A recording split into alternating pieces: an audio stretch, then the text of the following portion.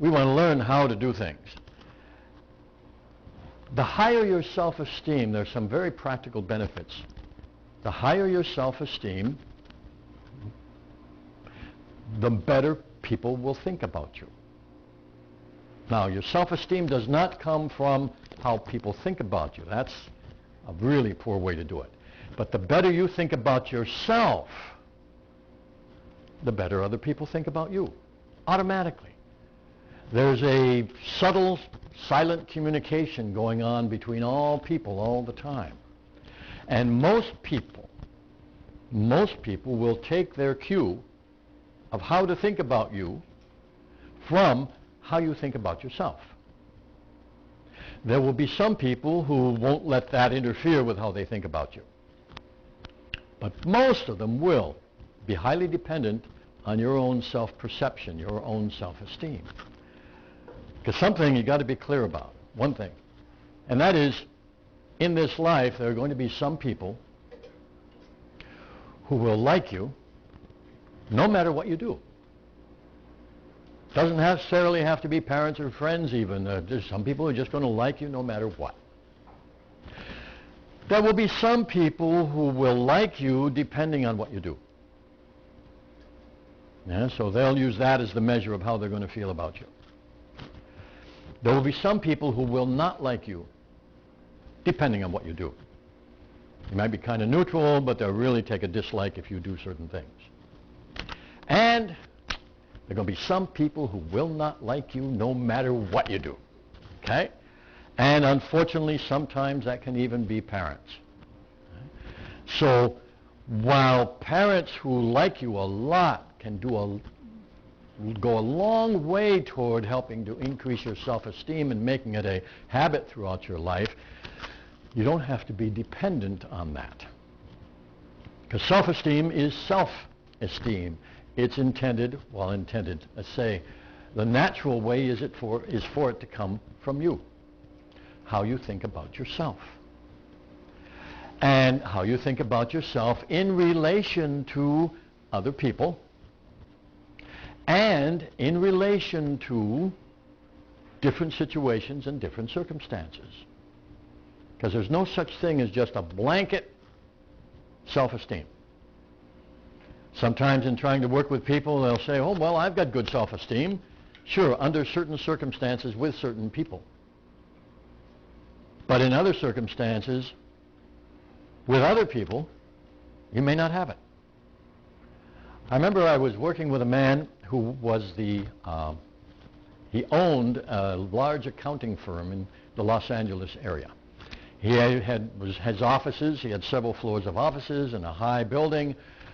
His, of course, was the corner office, the power spot, and he was just had a lot of high self-esteem in relation to his work, in relation to his employees, in relation to his knowledge of what he was doing. But he brought me in for help because he had this terrible feeling of inadequacy whenever he went to social events. And in spite of his wealth, in spite of his company and all of that, whenever he was in a social event, he always felt inadequate. He felt less than the people around him. He felt something was wrong with him.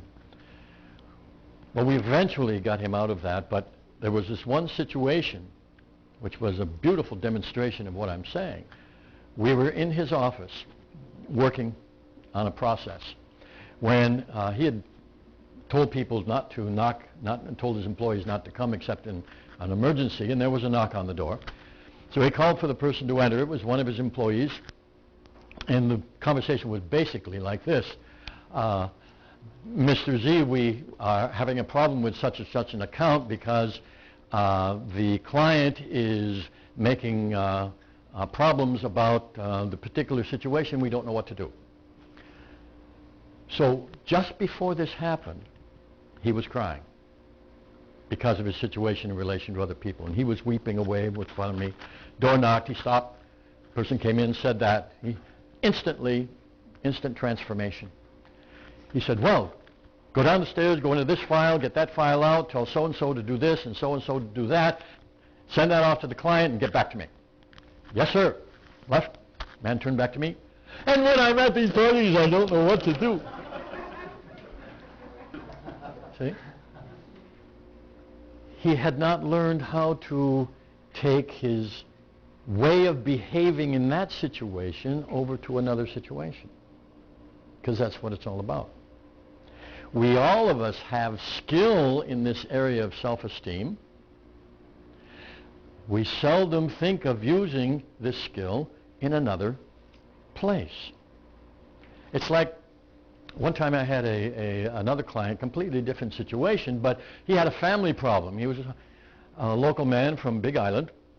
He had come over here, and as it turned out, he didn't know how to work with this family because nobody was getting along.